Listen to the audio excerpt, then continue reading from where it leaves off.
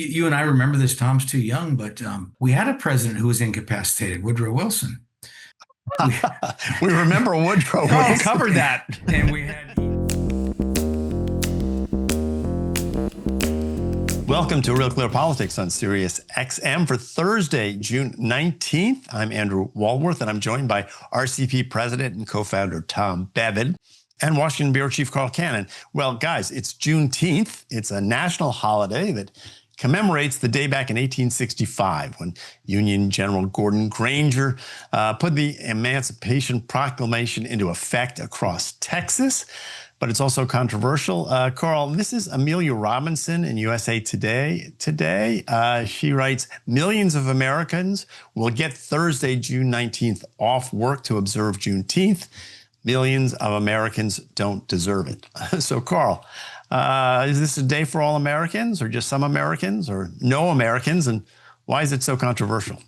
I read that Witless column, Andy, and I have to tell you that this is a new low in the polarization of America.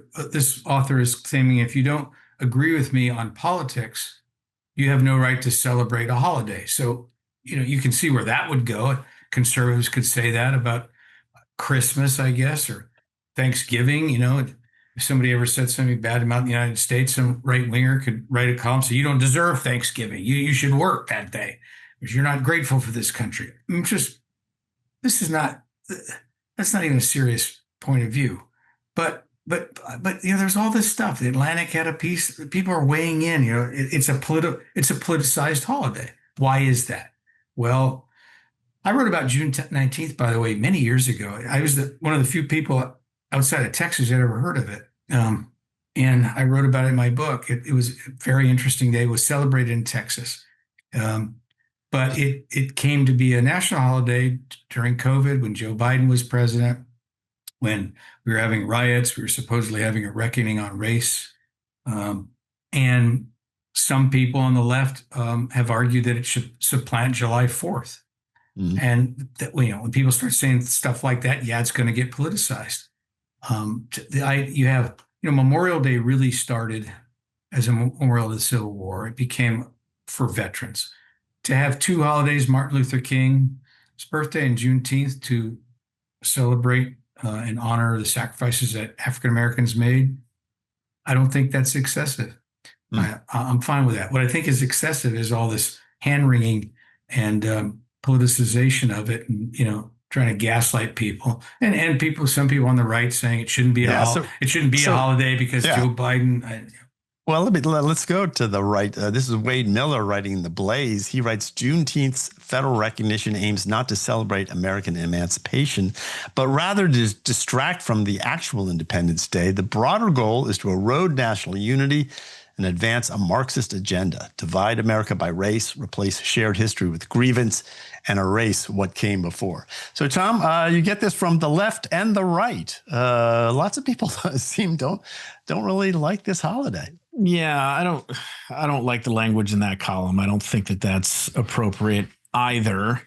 I mean, look, I do think there is when you talk about sort of the left and, like the 1619 Project, for example, trying to sort of reframe our history and then adding Juneteenth and saying that, somehow this is a special date that deserves recognition. And Carl's point, as some arguing they want to supplant the 4th of July with this new holiday. That is, I think, a little bit troubling and disturbing.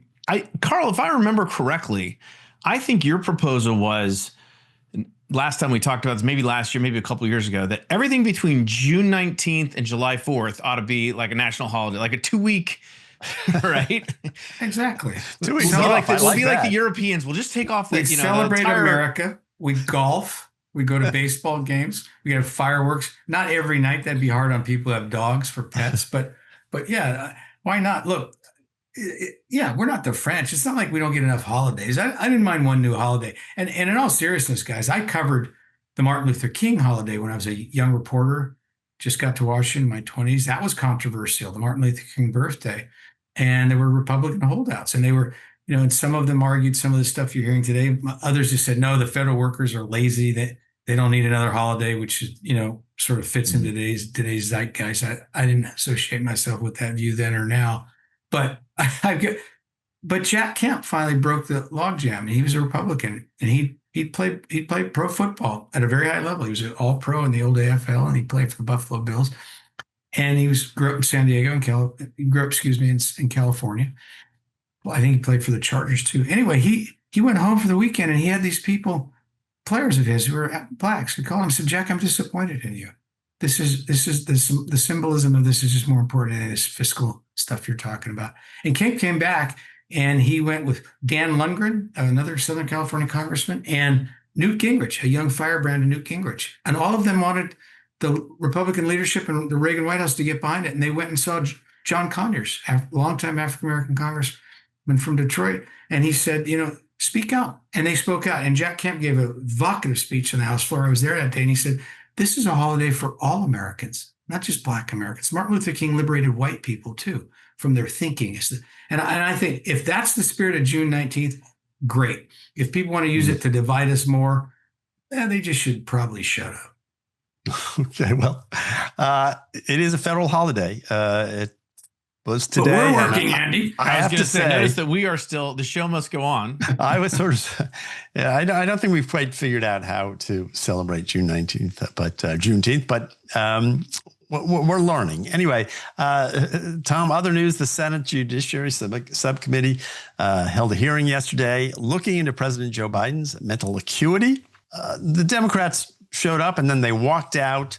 Was anything accomplished by this hearing, and what did you make of it? Well, aside from the theatrics of it, I mean, we've talked about this before. I do think there are important questions that should be answered, and I think Republicans are asking them, trying to get to the bottom of, okay, was Biden aware of, who was in charge of the auto pen? Did he really know what was being signed in his name? Did he really sign the June 19th holiday, Tom? Right. We better look into that. No, but and look, it's clear that I think for whether it was 5% of the time or 50% of the time, there were people around Biden who were lying about his condition to insulate him, protect him, and to hold on to power. And they were making decisions on his behalf. And that should be investigated. I mean, that's not something that we should just sort of wave away. And I know Democrats just want to move on. We're not talking about the past. We're looking to the future. There was a poll that came out, I think 40% of Democrats said they don't want to deal with this at all. They just want to move past it. And this is just, politics as usual type thing. I don't think that's true. It's obviously very politicized, and it's impossible for it not to be. But again, you have a situation where if there's a Republican in office and I mean, I know people on the left think that's Donald Trump right now, that he's not mentally fit and he's lost his mind or whatever. Look, that's just not a way that we should be running the country. And so I think the questions are legitimate. I don't know that we're going to get to the answers, that we'll ever get to the actual answers, because of the way that this, how politicized it is, and because it was such a tight-knit group. So I doubt we'll get the answers, but the questions are legitimate. Carl, legitimate questions? Yeah, I'm not sure a congressional hearing, if you've watched one lately, you know what I mean, where people shout at the witnesses, and then when the witnesses tries to answer, say, I'm reclaiming my time. I mean, this whole thing's become a disgrace. But I don't know that that's the right format, but I agree with Tom, it's a legitimate inquiry. What would the right format be, Carl? Yeah, I'm not sure, Tom. I mean, there've been, journalism, maybe. Well, we've had some of that. Well, exactly. But Andy, to your point about this hearing, though, I'm just doing what you think, because I think by walking out, the Democrats just drew attention to they've got a guilty conscience there. They see nothing, they hear nothing, they say nothing. To say that this is not a legitimate inquiry, you look at some of the stuff Republicans are, ask these nominees about, or Democrats ask the Trump nominees about. This is a newfound religion that we can't get into the past. We can't get into, they brought up things for these nominees that happened 15, 20 years ago. So that doesn't strike me as a serious position, that it's beyond the pale of discussion. And I think the Democrats, I don't think they helped themselves by walking out. It reminded people that a lot more people knew about this in the Democratic Party than there's the top tier in the White House. And maybe some of these people in Congress knew about it too. That's what made me wonder. Well, I tell you, there's one guy who I want to hear from in this, and that's the White House physician, Kevin O'Connor, who has been asked to sit for an interview on June 25th by Comer's committee. So that's the only person I think that could give you any real insight to this, and also sort of has the responsibility to do that. I think that if you work for a president or a senator or anyone, your job kind of is to make the guy look good no matter what. Well, and I do that for Tom all the time. Exactly. So, we're here carrying water for Tom. I would expect nothing less from the White House chief of staff. Because, I mean, if you had ethics and morals, you'd 25th Amendment me and get me out of here. That's what people, I mean, this is the thing, that amendment was put in place for a reason. And the fact that people would rather play politics and hold on to power rather than use that. Again, yes, the physician, I mean, he was in charge of it. And yes, Andy, I mean, I get it. We're all around to make our bosses look as good as we can. But at the same time, you reach a point, or you should reach a point, particularly when we're talking about the office of the president of the United States, where if you see things that bring into question whether the president is up to the job or not. And by the way, he quit the campaign. He admitted he couldn't do the campaign, right? And then they said, well, but he could still do the job. Well, that never really made sense to me. Then don't you have a moral obligation that rises above your party or your partisanship to duty to the country? And again, would it have been dramatic and all those things? Yes, but it would have actually been better for Democrats to have Kamala Harris probably, take over that way than the way she did. Well, right. I thought that we talked about that at the time. I thought if you can't run for president, you probably should step down. You should have stepped down in July. That's right. But Tom, Andy, you and I remember this. Tom's too young, but we had a president who was incapacitated, Woodrow Wilson. And we remember Woodrow Wilson. Covered that. And we had Edith Wilson basically running the world and running the country. Yeah. And the 25th Amendment, and not just the 25th Amendment, the traditions have developed since then. We weren't supposed to have that again. And if that's what we had again, yes, it's certainly legitimate. We're gonna if we ever have a staff meeting, people should know this at Real Clear Politics. There are no meetings, but if we ever have a staff meeting, we'll replay this for Tom at that time and say, Tom, you called for it. It's time for you to step down. It's time for you to step down. Anyway, you're listening to Real Clear Politics on Sirius XM. I'm Andrew Walworth. I'm here with Tom and Carl. We're going to be right back after these words. Welcome back to Real Clear Politics on Sirius XM. I'm Andrew Walworth. I'm here with Tom Bevan and Carl Cannon.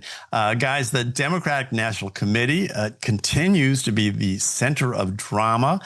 Politico is out with a piece today with the headline, Weak, Whiny, and Invisible. Critics of DNC Chair Ken Martin savage his tenure. The reporting is based on what they call dozens of interviews, and it comes in the wake of Randy Weingarten's resignation, Lee Saunders' resignation. Tom, what's going on? Democrats seem to be the gang that can't shoot straight these days. Yeah, a little bit. We talked about this the other day. There was this leak about this meeting where Ken Martin sort of whined and complained that he can't, he was not given the opportunity to show the leadership that he needed to because of the David Hogg situation and all of that. And we kind of panned him for, sort of looking sort of small and weak. And sure enough, that's pretty much how the Democrats saw it, particularly members of the committee. So Politico goes out, interviews a dozen or more of these folks, all of them on background, except for Rahm Emanuel, right, who gave them a nice quote to say basically what you just said, Andy, which is like, this is a target-rich environment, and Donald Trump, it's an existential threat, and Democrats have been in a circular firing squad position for 6 months and can't even seem to get a shot off. It's not a good look. And look, the party is struggling, and Ken Martin does not seem to be the guy who has what it takes to sort of pull the party up and out of the quagmire that it's stuck in. The David Hogg situation obviously didn't help. where he gets elected, then they go back and he tries to primary a bunch of Democrats, and then they go back and unelect him. Basically, it was not a great look. But even with all that, he hasn't been, I think, the chairman that a lot of Democrats hoped he would have been. And we'll see how long. I mean, to me, it sounds like, he may not be long in that position. They may try and figure out a way to get him out of there next. Carl, what I can't quite figure out with Randi Weingarten in particular is what is her complaint? Because what she's said on the record is that she feels out of step. She said that I want the Democratic Party to work for working families. That's what FDR did. That's what Joe Biden did. That's what I expect from my party. She said that they aren't reaching out to new constituents, but I can't really get what the policy difference is here. Well, there isn't one. This was she wanted to be on a committee, and she wasn't given that committee. She just quit in a snit over a power struggle with Ken Martin. But if you listen to her speech, as I did Sunday from Philadelphia, I mean, she just strings together cliches. That's what she did. She didn't have a principled reason. She has it's a power struggle, but it's internal politics and a turf fight. But the thing about why we're even talking about this, it just shows you the difficulty of having a party leader. In our system, and this has evolved really in the last 30, 40 years, the Republican National Committee, the Democratic National Committee is an extension of the president and or the presidential nominee. The Democrats don't have a president. They don't have a nominee. They don't even have a nominee in waiting. All that's up in the air. There's going to be 15 candidates who run for president. The DNC chairman or the RNC chairman really serves at the pleasure of the president or the presidential nominee. And they picked Ken Martin because he's a manager. He's not a leader. Not one in 100,000 Americans even heard of him. And he's from Minnesota. He had a good reputation, knows how to raise money, make the trains run on time. This is aimed at Martin, but it's really a bigger problem. The Democratic Party is rudderless right now. And so I think Ken Martin was put in a situation that would be very hard to succeed unless they had sort of broken the mold and gone out and picked a charismatic person who everybody knew. And they didn't do It's that. a communications job now, Carl, though. I mean, do you want the trains to run on time? Sure. But that's for the subordinates, I think. It is more of a communications job. You have to be on TV. You have to, push messages. And he just simply hasn't done that. Yeah. But I mean, how much of this, Tom, is not just messaging, but and we've talked about this before too, but I mean, what is the Democratic Party going to stand for in this next election? Are they going to go in the sort of Rahm Emanuel direction and sort of try to move back towards the center and being the party of the labor and the working class, I guess? Or are they going to, be a collection of identity politics groups that have been sort of strung together into a coalition? It seems to me that is the fundamental thing that they've got to grapple with. And to what extent are these kinds of internal squabbles based on that, or are they really just, as Carl suggests, turf battles among people who didn't get on the committee they wanted to? Well, I think there obviously is a degree of turf battles that occur in all of these kinds of political organizations, all organizations, in fact. But your point is a good one, and it's the broader point. And this is something that, the only thing that settles this, right, is a primary. Where you have these two competing visions that are put out before Democratic voters, and Democrats get to choose. Yes, I want to go to the left, or no, I want someone like Rahm Emanuel. And that's a long way off. It really is. And you've got, Bernie and AOC out there fighting the oligarchy, and you've got Rahm Emanuel, and I don't even know who else trying to sort of J.D. Pritzker, who is in the oligarchy. Well, but he's not occupying the center. He's out on the left with AOC.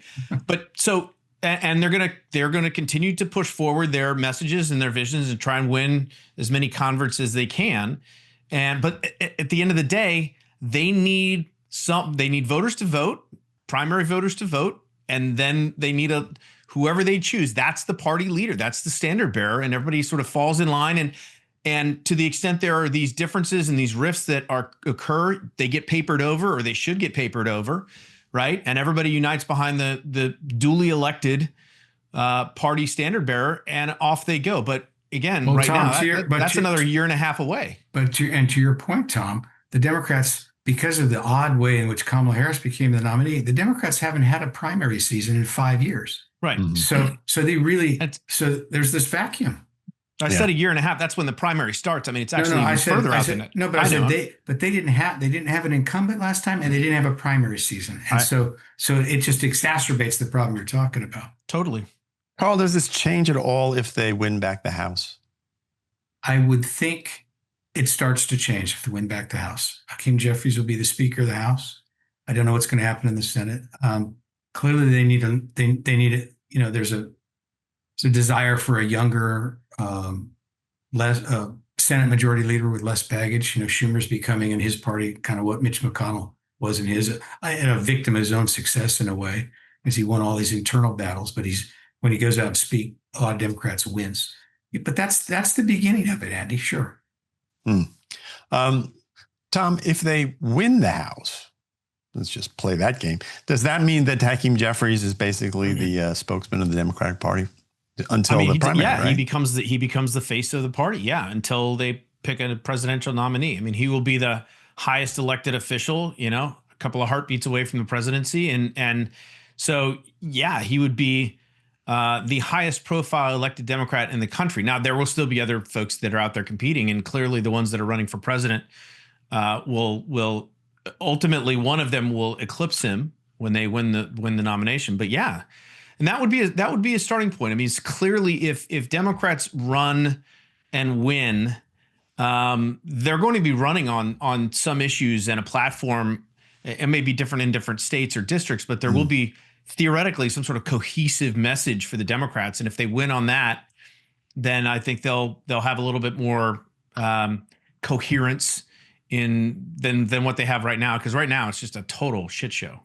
All right. Well, God, I thought we'd get through the show without going blue, at least those first two segments. Anyway, you're listening to Real Clear Politics on Sirius XM. I'm Andrew Walworth. I'm here with Tom and Carl, but don't go away. We'll be back with more right after this. Welcome back to Real Clear Politics on Sirius XM. I'm Tom Bevan, co-founder and president of RCP, joined now by Austin Berg. He's the executive director of the Chicago Policy Center and co-author of The New Chicago Way. Austin, good to have you back on the show. Thanks, Tom. Appreciate it. I felt like it was time for another update. You're an expert on all matters Chicago, and Chicago is obviously back in the news for these ICE raids and some of the things that Brandon Johnson has been saying. But while that's kind of in the news, there's some other important news that's going on about the budget and this bill that is sitting, I guess, on J.B. Pritzker's desk. Explain what's going on and why it's important. Sure. I think it's important nationally just because it's very clear that the governor of Illinois, J.B. Pritzker, has presidential aspirations. He's widely expected to be one of the main contenders for the Democratic nomination in 2028. And he's facing what I think is probably the most critical test of his governorship in the post-COVID era. And it involves the insane finances of the city of Chicago. So just for context for folks, the city of Chicago has the worst debt crisis in the nation. We're hovering just above junk status as a city. We have the 7 of the 10 worst funded pensions in the country are in Chicago. And the city has more pension debt. Listen to this, Tom. This kind of blows people's minds. The city has more pension debt than 43 U.S. states have in pension debt. Okay. So this is an amazing problem. And how do we get there, right? Politicians very simply made very expensive promises that they did not understand the costs of, with no intention of actually funding those promises because it's political suicide to do so, right? And we're about to see that happen yet again. And what happened was the state of Illinois, a Chicago actually state senator, Robert Martwick, heavily union backed, put a pension sweetener bill, snuck that through the state legislature in the final days of legislative session at the end of last month. So this would explode the pension debt of the city of Chicago. The sponsors of the bill don't know how much it costs. There's been no actuarial analysis of how much these new promises cost, these new pension sweeteners.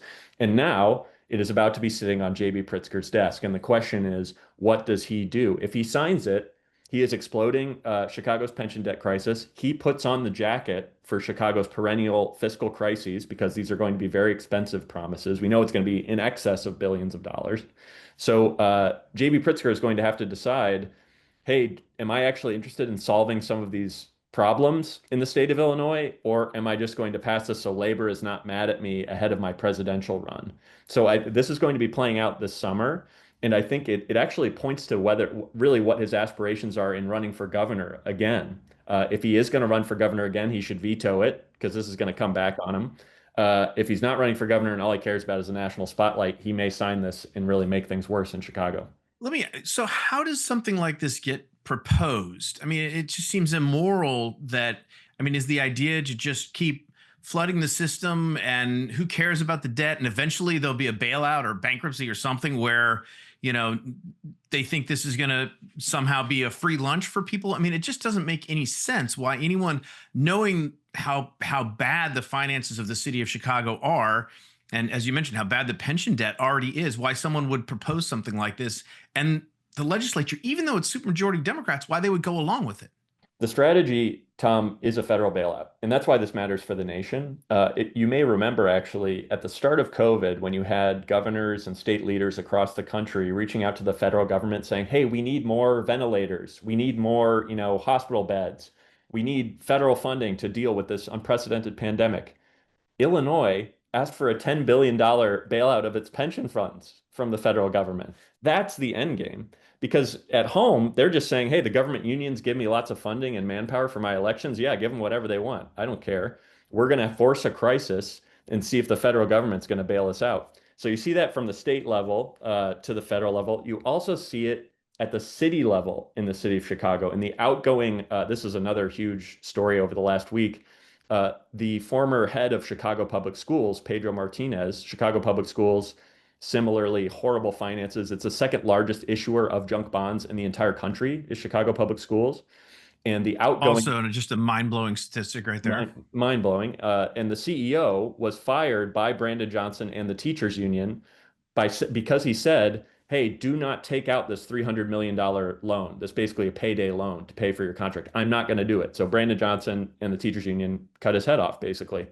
And, going out the door, he gave away the whole strategy of the teachers union and Brandon Johnson, which is they were going to borrow, spend into oblivion, and then try to force J.B. Pritzker to bail them out. That was their entire strategy because he has presidential aspirations. You don't want to piss off labor, right? So they're going to really make some extraordinarily reckless financial decisions in hopes of a bailout. That is not likely to come. We're speaking with Austin Berg. He's the executive director of the Chicago Policy Center and co-author of the book, The New Chicago Way. All right, Austin, let's get to Brandon Johnson because he's been in the news. He gave this interview to CNN this morning where he was talking about, and the CNN anchor asked him how he could justify spending, hundreds of millions of dollars for to house illegal immigrants, while other needs of the city, which he just talked about, sort of were also needing funding. And he gave this answer, and he said, basically, the end of it, he said, Donald Trump is trying to erase Black history and trying to erase Black existence in this country, which was so kind of shocking. Even the CNN anchor was kind of like, I don't think that doesn't sound right to me. She's no raging conservative. What does this kind of rhetoric resonate with his base? He keeps saying all of these sort of very inflammatory, racially inflammatory, a lot of them, comments, and his approval rating is at what, 6%, 10%? I don't even know where it is right now, but it's in the toilet. And there doesn't seem to be any sort of course correction, change in strategy, change in messaging. He just keeps going with it. So what is the purpose of him using this kind of rhetoric, especially on a national stage like that? You're right to point out his approval rating. So Brandon Johnson is the most unpopular big city mayor in the country. Ezra Klein of the New York Times pointed this out in his recent column, basically saying there's a real problem on the far left progressive wing of the party in actually governing big cities. I think that's especially relevant in Chicago and obviously New York, which is going to face a similar choice. And the reason for that low approval is obviously the results, but of his governance, which have been very poor in the city of Chicago. But a real reason is that he lost a very large chunk of Black voter support in the city of Chicago. And most analysts chalk that up to the fact that Black communities in Chicago on the South and West Side, a significant portion of them felt hard done by when the city was spending a lot of money on migrants that were traveling to Chicago. And I think it's almost hard to describe the nature of like the parochial kind of where's mine politics when it comes to the city budget and racial coalitions in Chicago is just it's something out of like 60, 70, 80 years ago. It's highly racialized, it's highly neighborhood based. It's there are certain elected city positions like the city clerk and the city treasurer that are seen broadly as this is a Latino position or this is a black position, right? It's so embedded into the city's politics. And that was a huge political problem for Brandon Johnson. He was losing black support. He was really elected on black support in the city of Chicago. So now this rhetoric, I would actually say it has changed. And he is using President Trump as a foil, which is incredibly helpful for him in a city like Chicago. And he is ratcheting up rhetoric around especially black politics. And you see that you saw that really with the CNN remark that Donald Trump's trying to eliminate black existence from the country, I believe were his words. That is entirely a political strategy in advance of the 2027 election. He cannot be reelected unless he improves support among Black Chicagoans. Well, the other piece of this, and we've got just a couple minutes left, are when we talk about illegal migrants, the announcement by the administration that they're going to be conducting ICE raids in the major Democratic cities around the country, including Chicago. Brandon Johnson responded by saying, "Look, we're gonna do whatever we have to do legally in the streets, whatever, to defend the Constitution." How do you expect this to play out? And again, I mean, I watched Karen Bass handle the situation in Los Angeles, and I kept thinking to myself, okay, what would this be like if it happened in Chicago? How would Brandon Johnson handle it? And I wasn't reassured by that thought experiment. What's your take on how this might play out and what it means for him politically in terms of, as you just said, these racial coalitions? If he's out there, marching with folks who are defending against these ICE raids, is that going to help him with Latinos, not help him with black voters, vice versa? Who knows? What do you think? Right. I do think he really desperately needs to improve his favorability among Latinos. Latinos more actually than any other demographic in the city of Chicago have an unfavorable view of Brandon Johnson right now. I think what's important to keep in mind here is when you ask folks sort of nationally their feelings about deportations, many people will say, yes, we need to deport, illegal immigrants. But then when you get into specifics about like, what about someone who's working a job or has a family, or when you get into specific, kind of use cases, so to speak, on that, support really changes. And I think that is true. That will be true among Black and Latino voters in the city of Chicago if these sorts of raids are done in a sloppy or unconstitutional way. I think that Brandon Johnson has everything to gain politically if that were to happen, because I do think you will see kind of a grassroots response that is enormous backlash against that in the city of Chicago. The No Kings rally that was here just a week ago was the largest protest I've ever seen in the city of Chicago. So I think there's enormous energy behind this, and I think it could potentially be, and I'm loath to talk about this in purely political terms. There's a lot of real human lives on the line in sorts of operations. However, I do think that this would be something that would really boost Brandon Johnson's standing in the eyes of many Chicagoans. All right. We're going to have to leave it there. Austin Berg, Executive Director of the Chicago Policy Center. Austin, always great to have you. Thanks for coming on. Thank you, Tom. All right. Going to take another quick break, and we'll be right back with more Real Clear Politics on SiriusXM after this. Welcome back to Real Clear Politics on SiriusXM. I'm Andrew Walworth, and our next guest is Wendy Murphy. She is an attorney, a professor at New England Law Boston, and a columnist at the Boston Herald. Wendy, welcome back to the program. Good to be with you again. So we talked a few months ago on this program about this case that has now been decided by the Supreme Court. It's called United States versus Skrmetti, and it had to do with this Tennessee law that bans medical procedures such as puberty blockers for minors. So let's start with this week's news. What did the Supreme Court decide, and what was their reasoning? Yeah, so it's very interesting because what's more important to me is what they didn't decide. But let's talk about what they did decide first. This was a Tennessee law that, as you said, blocked certain medical treatments for minors under age 18, only for certain types of procedures related to gender dysphoria, transgender issues generally.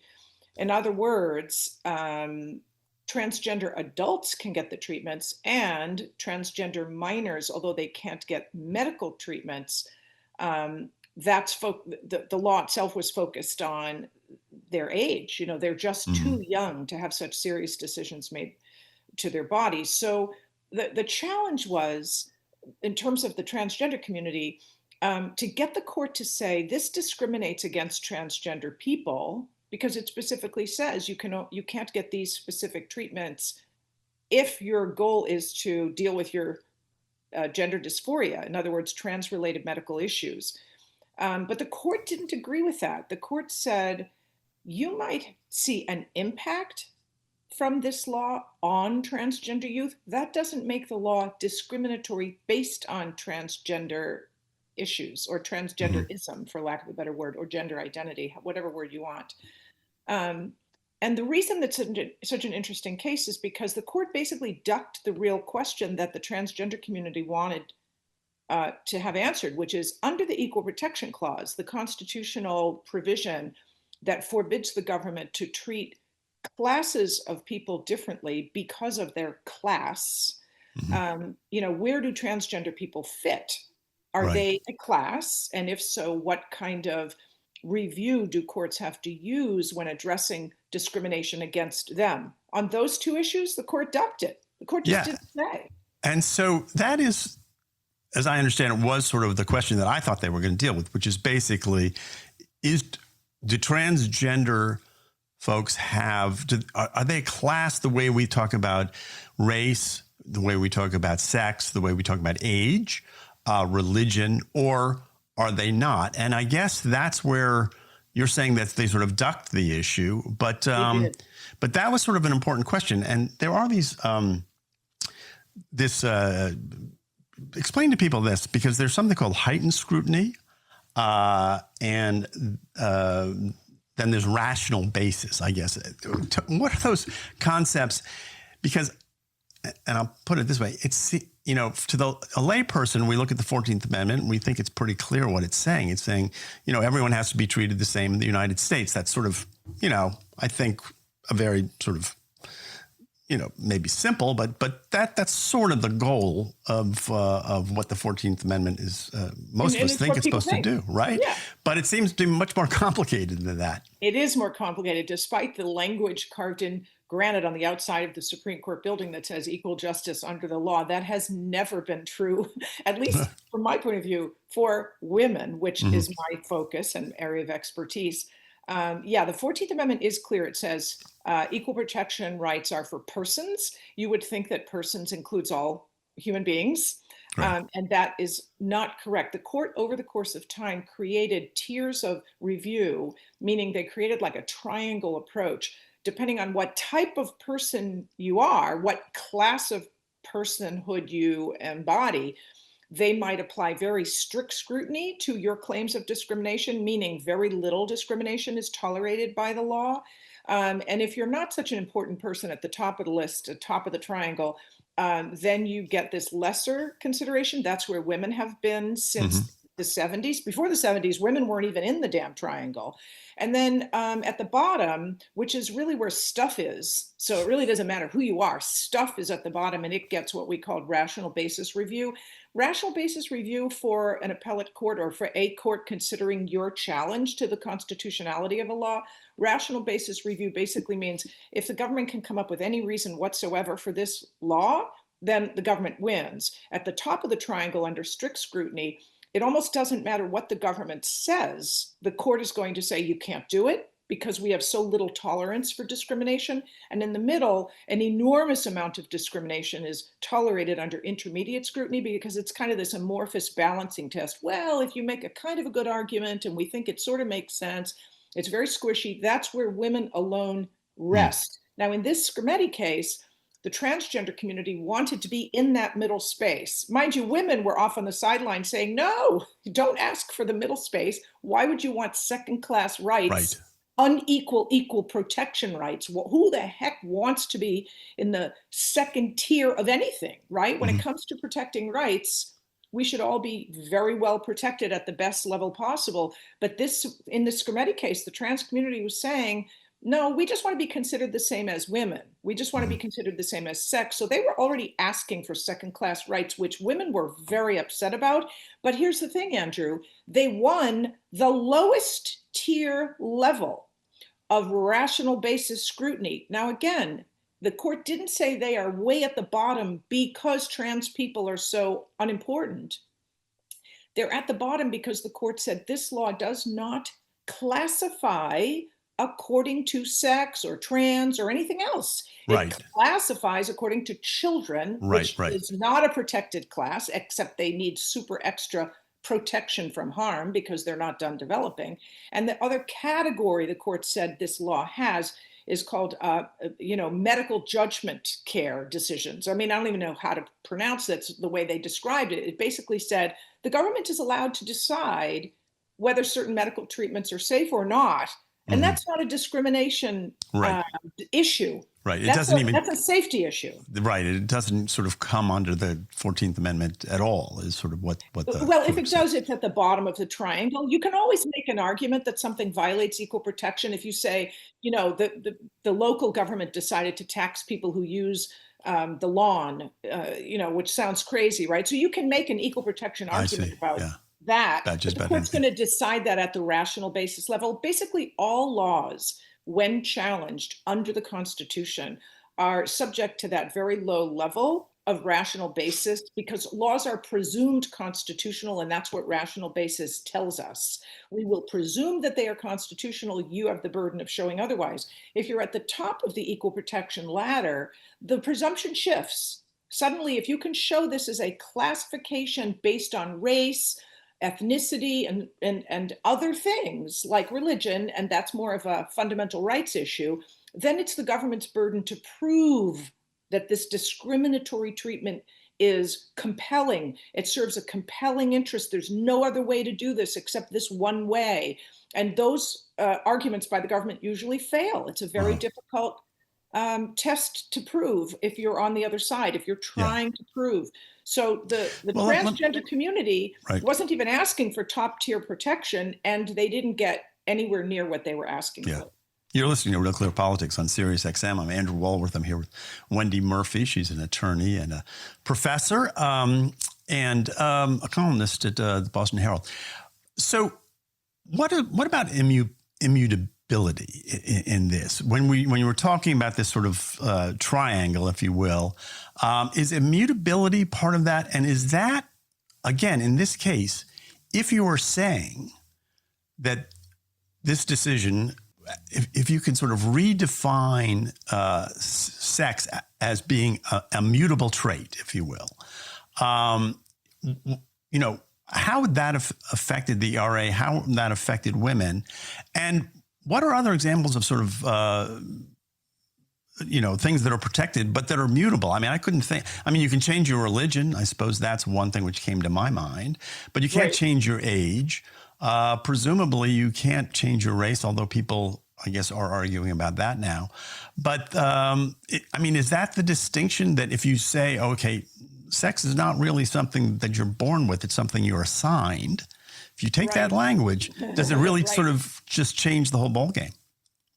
Yeah, there was an attempt, I think, to by the trans community to talk about immutability in this case, because in the court's history of deciding who gets the top of the triangle, strict scrutiny protection, the court has emphasized that if your characteristics are immutable, meaning they cannot be changed, then you're presumed to be entitled to the best possible legal protection at the top, at the strict scrutiny level. In the 70s, the court said race, like sex, is immutable. They're determined at birth. They cannot be changed. They come with you. And because you can't change them, we want to give you extra protection against discrimination that's based on those characteristics, because it's not your fault that you're Black or female. It just is what it is. And we want to make sure you don't suffer harm because you are you have these characteristics that cannot be changed. Well, religion is a little bit different because it isn't about immutability for religion. It's that religion is a fundamental right protected under the First Amendment. So that's subject to a different analysis where immutability is not the issue. Now, having said that, there is a sense that religion deserves to be at the top of the list with race and sex. But bottom line, even though the Supreme Court said sex is immutable, and you would think that that means we'd be up there at the top of the list with race, the court has consistently said women can only get to the top tier of this triangle and get strict scrutiny alongside race if they pass the ERA. That's what the court said in the 1970s. So we're still fighting for that, although we still have immutability. Well, the Scrimetti case was a problem for women in a sense, because the trans community was arguing to the Supreme Court that transgenderism is immutable. And the reason they said that is because they wanted it to be seen the same as sex. And they wanted to say, look, if you're trans, it's kind of comes with you when you're born and it's its own category. Okay, fine. Well, the Supreme Court, but not in its majority decision, in one of the concurring opinions, said, look, of course, transgender is mutable. That's the very nature of being trans, that you can go from male to female, back to male, and so forth. And in fact, the lawyer for the trans community admitted as much to Justice Alito at oral argument in December. So I wasn't surprised that basically the court has not said that being transgender is immutable, which is good for women in a sense, because it didn't threaten our ability to argue consistently now, when we're still fighting for the ERA, that women deserve strict scrutiny because, as the court said, and has never changed its mind on, sex, like race, is determined at birth and is immutable. Now the court left open the question whether transgender as a category does in fact align with sex because it's about changing sex. That's the question they didn't answer. Back in, I think 2020, but several years ago now, the Supreme Court did decide in a case called Bostock that sex was a broad enough category for Title VII purposes. That's a Civil Rights Act that applies to employment discrimination, that sex covers transgender.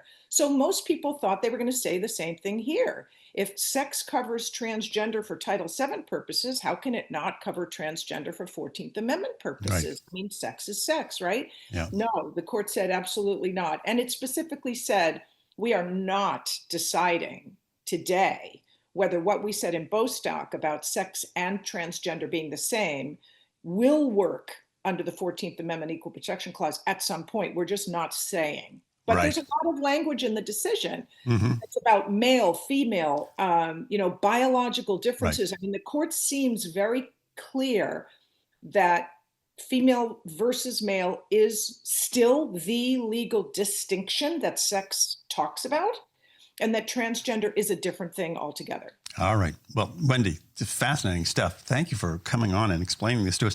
You're listening to Real Clear Politics on Sirius XM. Andrew Walworth, my guest, has been Wendy Murphy. That's our program for today. On behalf of Tom, Coral, everyone at Real Clear Politics, thank you for tuning in. We'll be back here tomorrow. Have a great evening.